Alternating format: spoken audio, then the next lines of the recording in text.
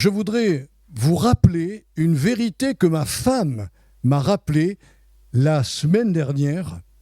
Je n'avais pas du tout capté entre la différence qu'il y avait entre entendre et écouter.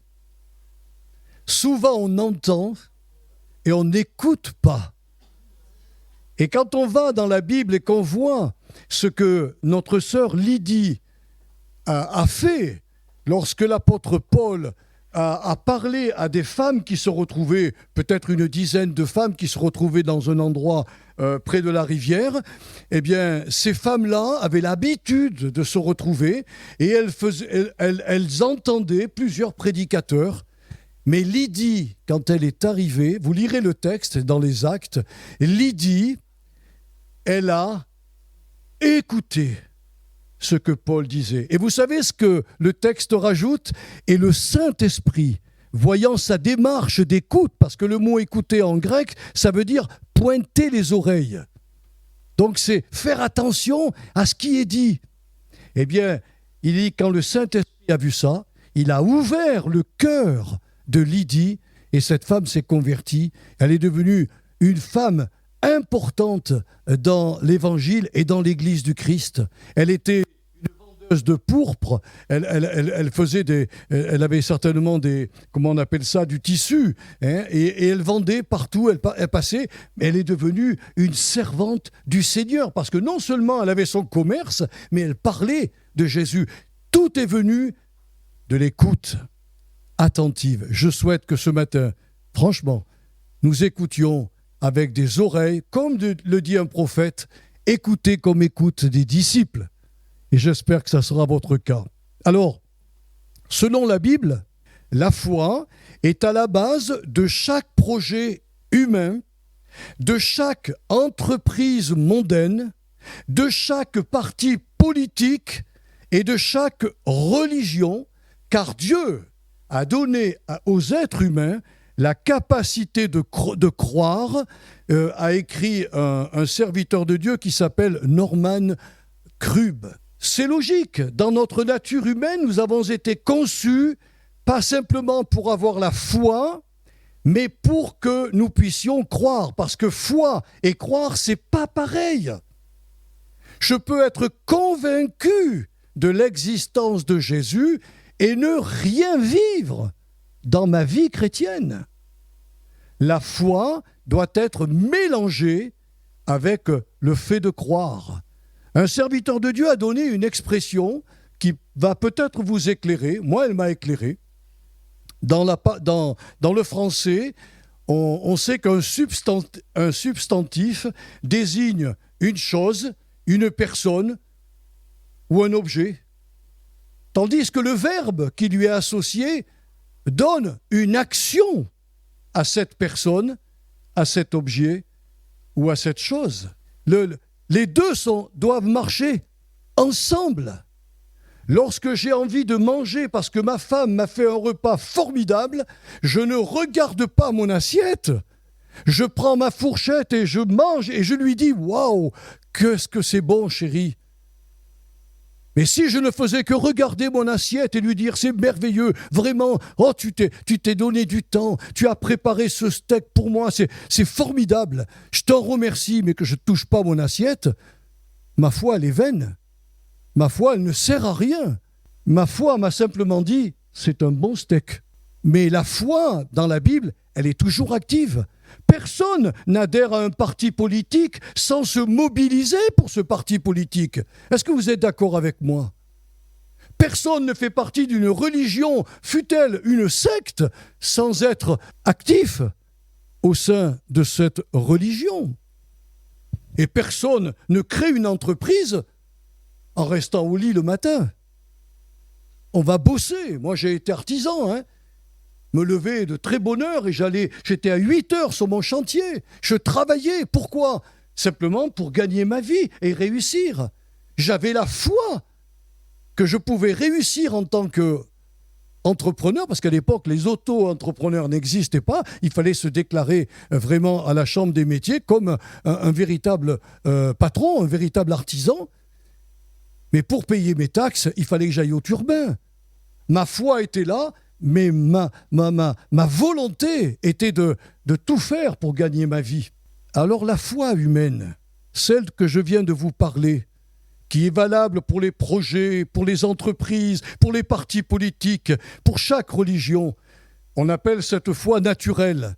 Elle ne remplit pas du tout la même fonction que celle que l'Esprit Saint nous a transmise lorsque nous avons entendu la prédication de l'Évangile et lorsque nous avons cru à cet Évangile.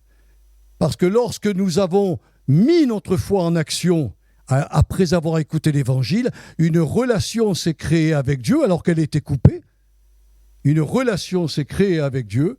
Et puis, nous avons aujourd'hui, par l'Esprit Saint, la capacité de porter des bons fruits pour Dieu.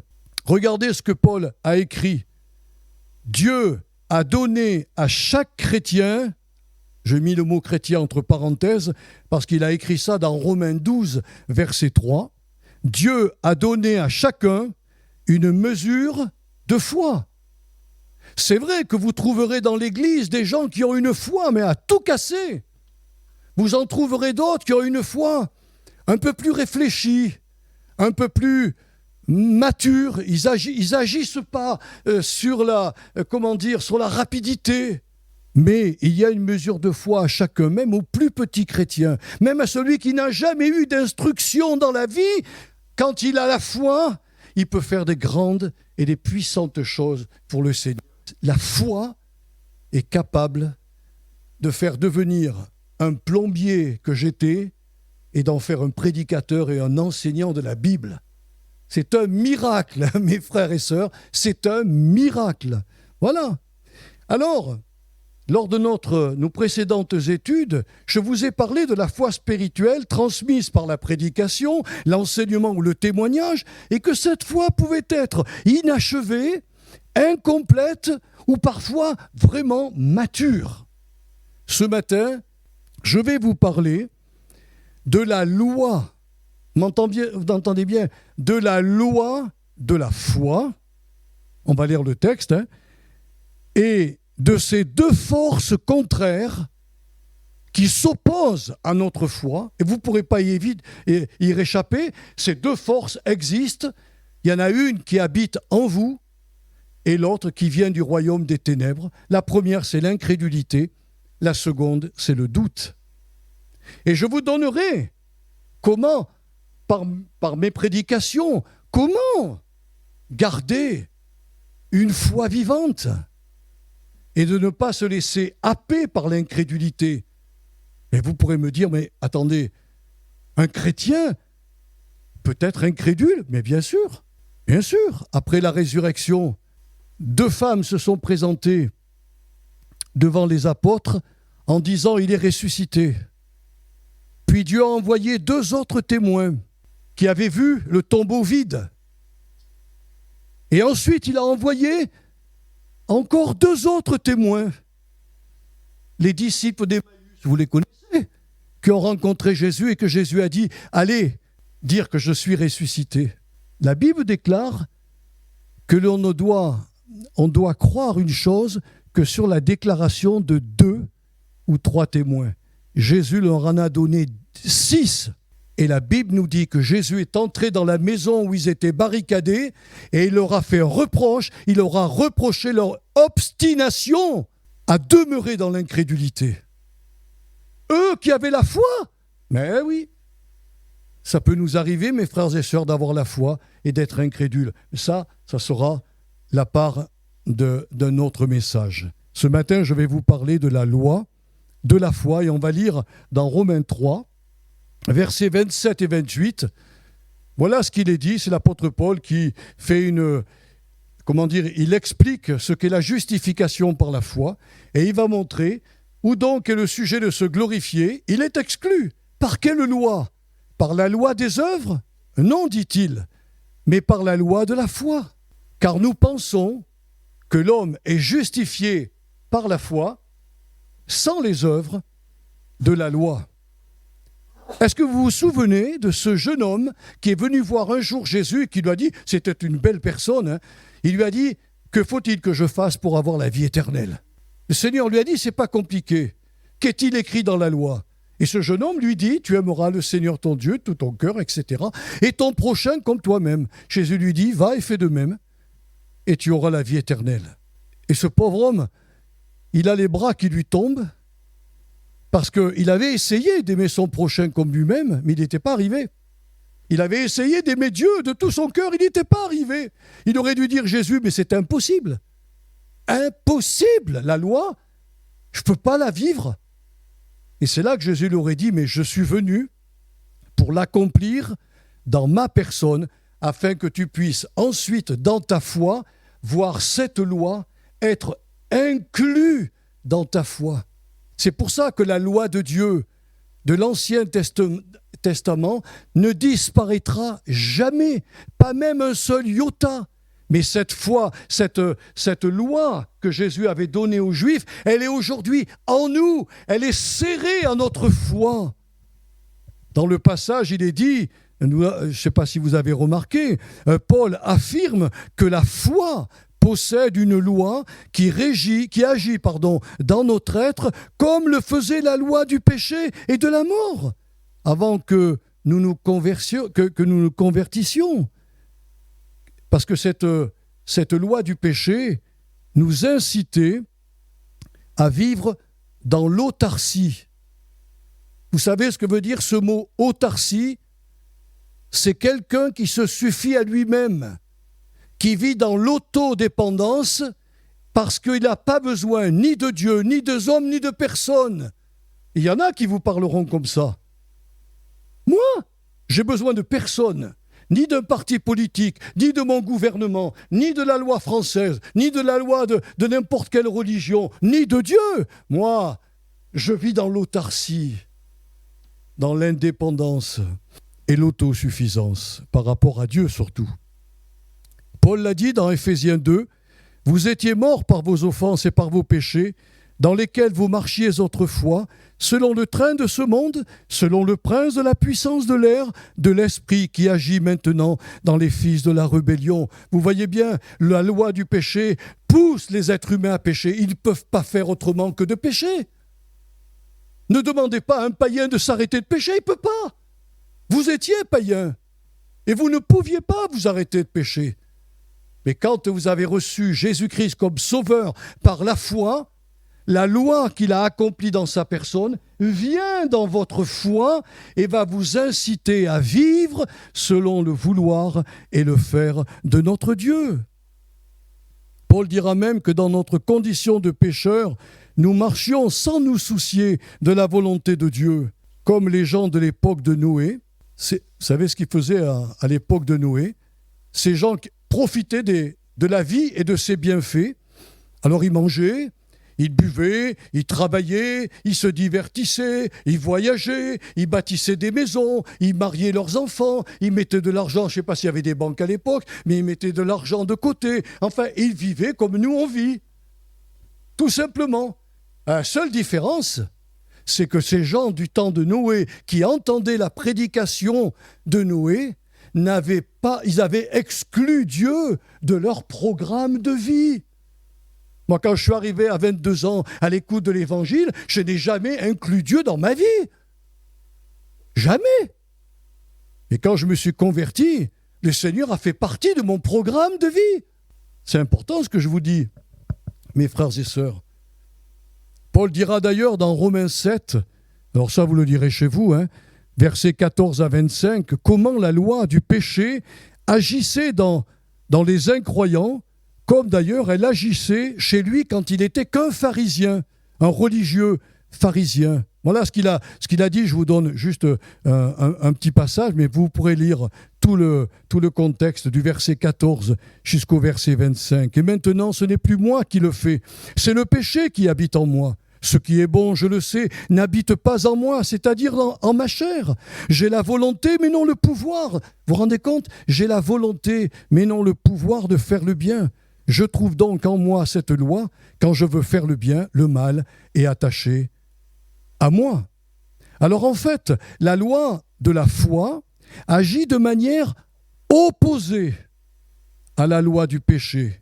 parce qu'elle va inciter les chrétiens à s'associer au Saint-Esprit pour aimer Jésus en esprit et en vérité, pour se nourrir de lui en méditant et en pratiquant sa sainte parole, c'est-à-dire la Bible non trafiquée. Je précise bien parce qu'aujourd'hui, chose étonnante, mes frères et sœurs, il y a des sectes qui ont réécrit la Bible pour faire rentrer leur programme dans les Écritures. Ils ont réécrit la Bible. Tous les passages, par exemple, où il est dit que Jésus est pleinement Dieu, ils les ont enlevés. Ils ont mis autre chose à la place.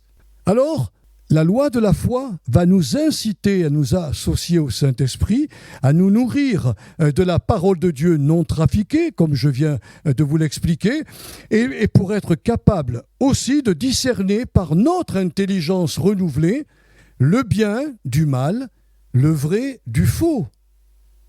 Et le dernier point, afin que je me mette au service du Seigneur. Ceux qui vivent aujourd'hui encore dans nos églises, en autarcie, ce sont des gens qui ne veulent pas suivre la loi de la foi qui est en eux. Ils vous diront, j'ai la foi. Oui, d'accord, tu as la foi. Mais est-ce que tu fonctionnes selon la loi de cette foi? Vous l'aviez lu, ce texte, mes frères et sœurs, avant? Vous aviez compris que la loi que les Juifs ne pouvaient pas accomplir est maintenant en nous. Et nous pouvons, parce que tout s'accomplit par la force du Saint-Esprit.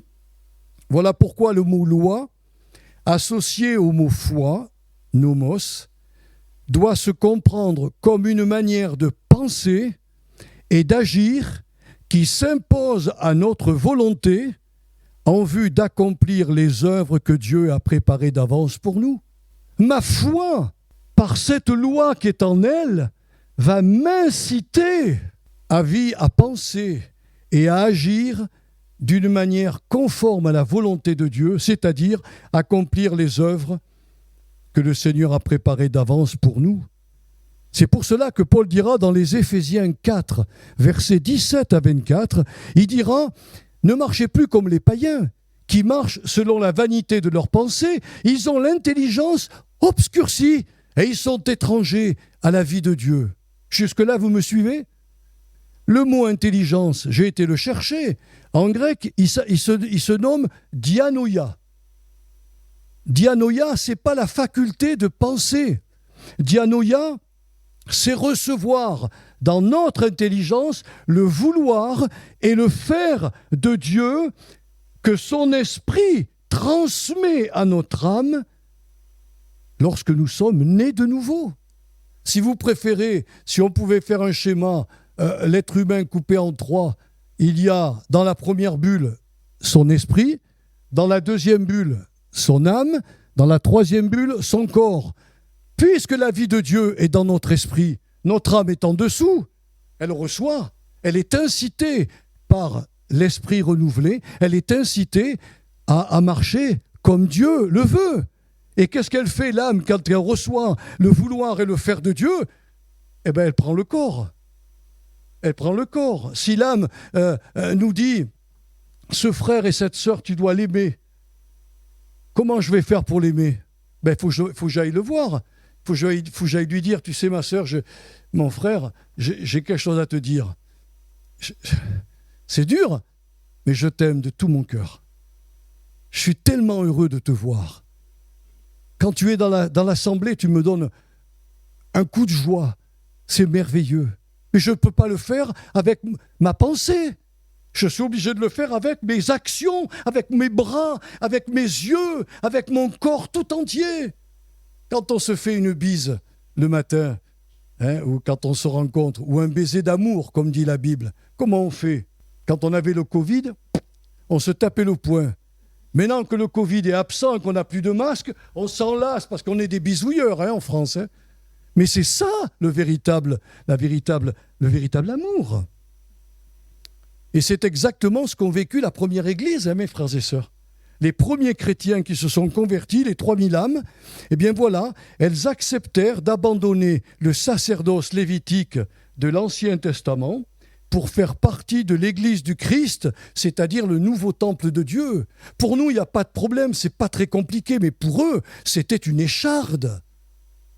Ils sortaient de l'Ancien Testament, où ils avaient tous les rites du temple qui étaient sous leurs yeux, et ils ont, pour les 3000, adhéré à la nouvelle alliance dans le sang de Jésus.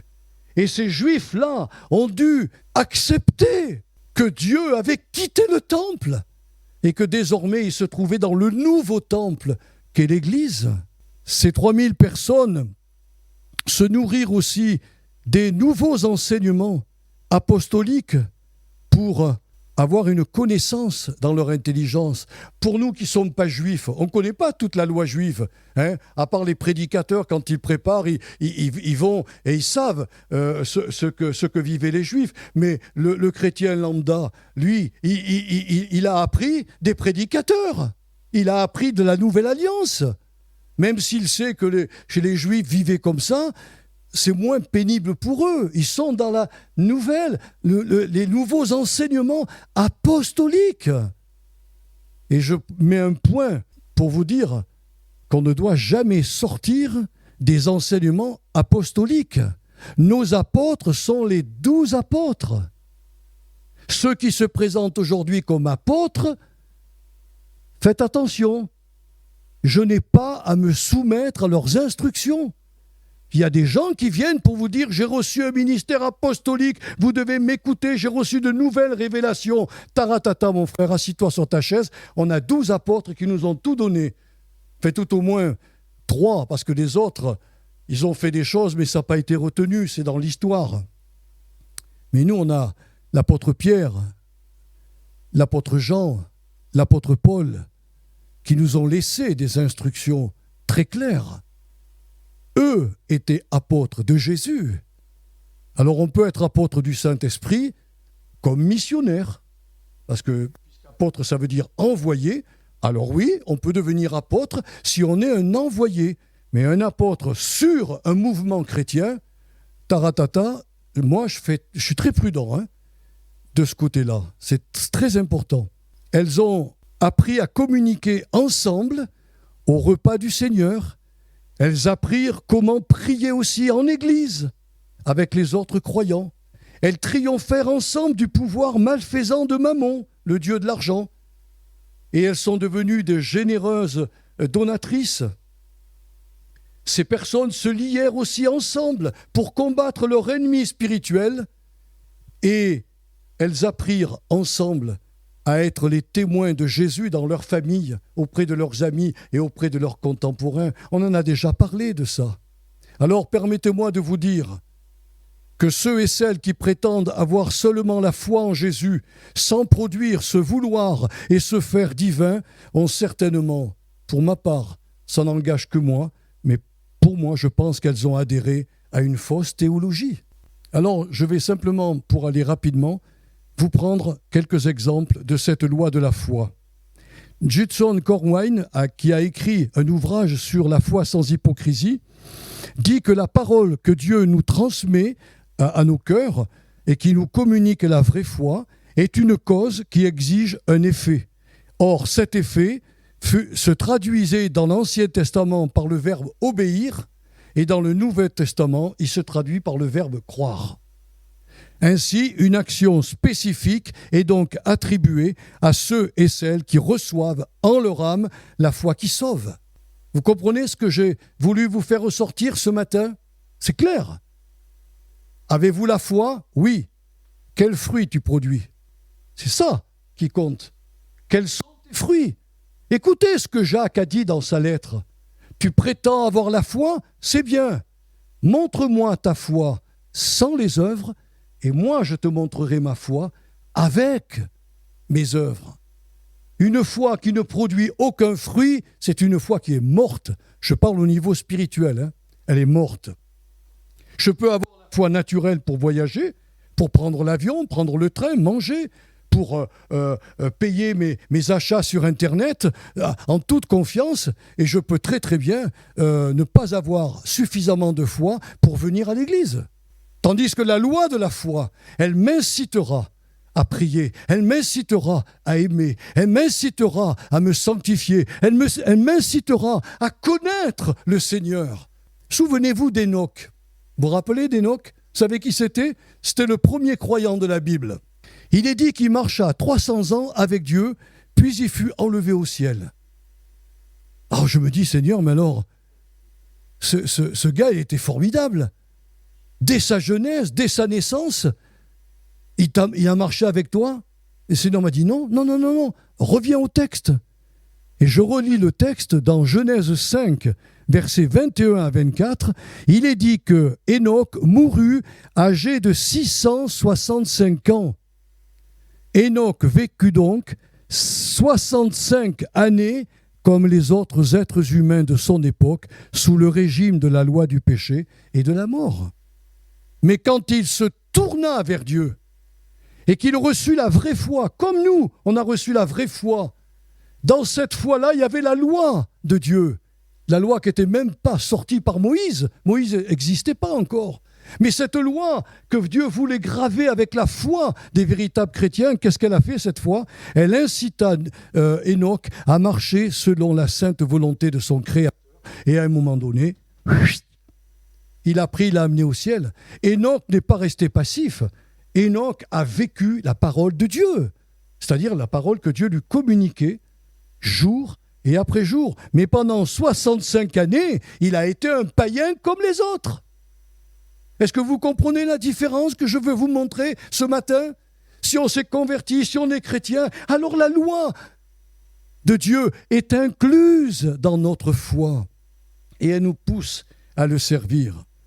Bien que la Bible nous donne très peu d'informations concernant les fruits spirituels que produisit au cours de sa vie Hénoch, nous savons qu'il obtint de la part de Dieu un bon témoignage parce qu'il avait mis en œuvre le vouloir et le faire de son Créateur.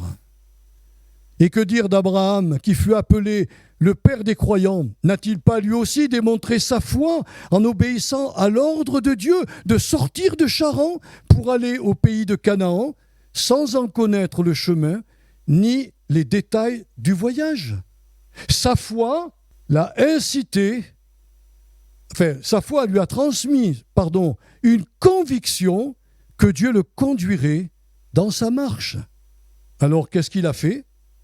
Eh bien, il s'est mis en route avec toute sa tribu et le Seigneur l'a conduit pas à pas jusqu'au pays de Canaan. N'oublions jamais, frères et sœurs, comme nous dit le psaume 84, verset 7, que c'est pendant la marche que nous serons renouvelés. Vous m'entendez? Nos forces seront renouvelées dans la marche. Si je ne marche pas, mes forces spirituelles, je parle, elles peuvent être aussi physiques, ça dépend de la situation dans laquelle je me trouve, mais mes forces, quelles qu'elles soient, seront renouvelées. Pourquoi? Parce que ma foi me dit, n'écoute pas ceci, n'écoute pas cela, marche, avance. Alors, vous savez, vous connaissez l'histoire d'Abraham. Quand il était sous sa tente, Dieu le fit sortir, lui fit voir le ciel. Il lui a dit, tu vois, toutes ces étoiles que tu ne peux même pas compter, ainsi sera ton peuple qui sortira de toi. Et il a cru Dieu sur parole. Il a cru Dieu sur parole.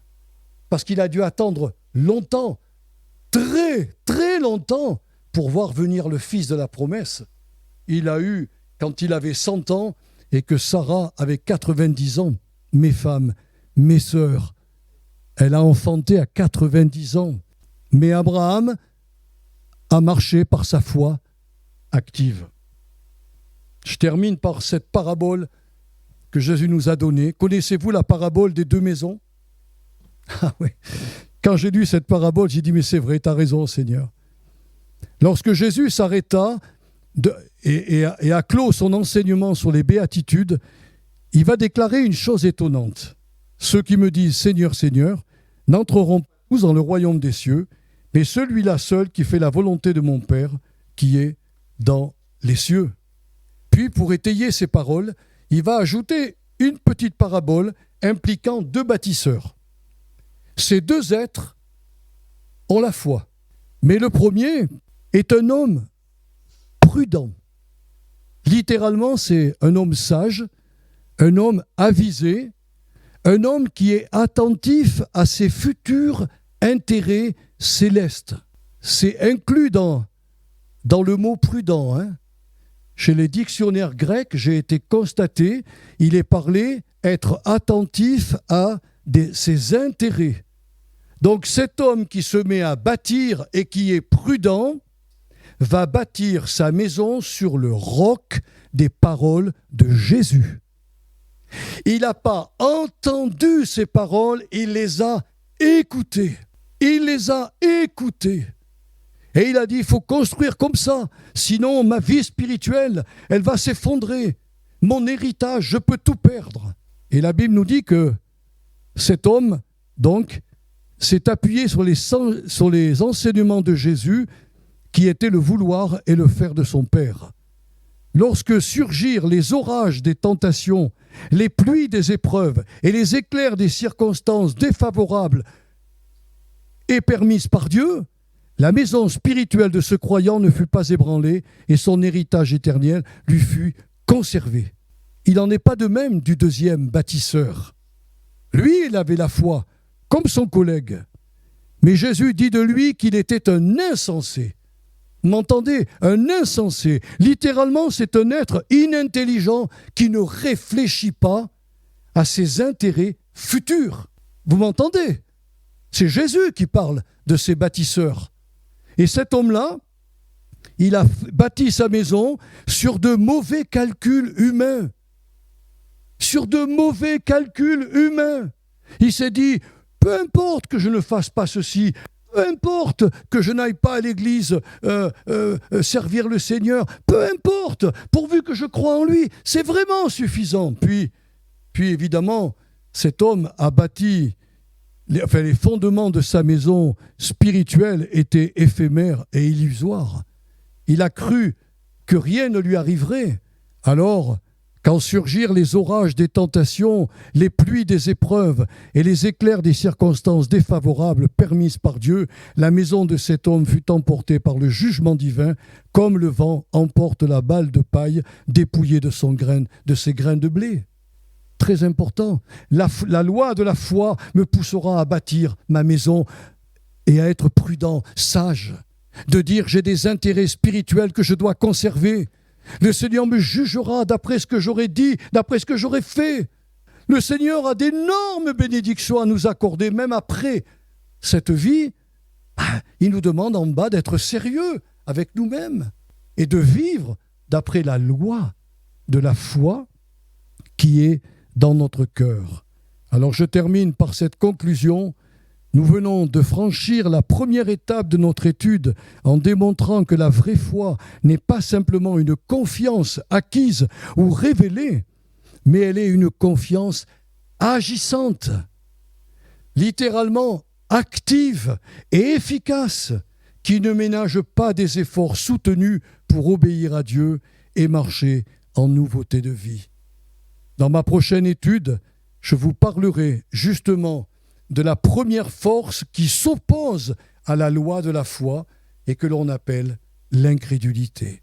Père Saint, j'ai donné ce matin l'enseignement que j'ai reçu de ton esprit, je l'ai développé, j'ai essayé de trouver les images propres à faire comprendre à mes sœurs et à mes frères que la loi, ta loi, que tu avais donnée à Moïse et qui a été accomplie par le seul homme, Jésus-Christ, et maintenant en nous, parce que nous croyons en lui. Et cette foi va nous inciter à marcher, Seigneur, selon Seigneur, ton vouloir et ta volonté. Aide-nous, Seigneur, à comprendre ces choses. Seigneur, fais en sorte que ton peuple cesse d'entendre, mais qu'il écoute, parce que nous sommes arrivés à la fin des temps. Et il est temps que nous mettions que nous fassions le ménage dans notre vie et que nous sachions où nous en sommes, s'il te plaît, Seigneur. Merci de donner à tes enfants, à mes sœurs et à mes frères ce matin, la compréhension de tes passages.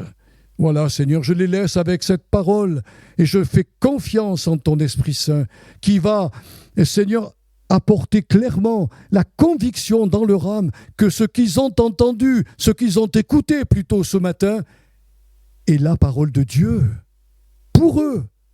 Je te remercie parce que je crois que cette parole annoncée ce matin ne retournera pas à toi sans avoir accompli ton effet et exécuté ta volonté. Que ton nom, ton merveilleux nom soit béni ce matin, au nom de Jésus.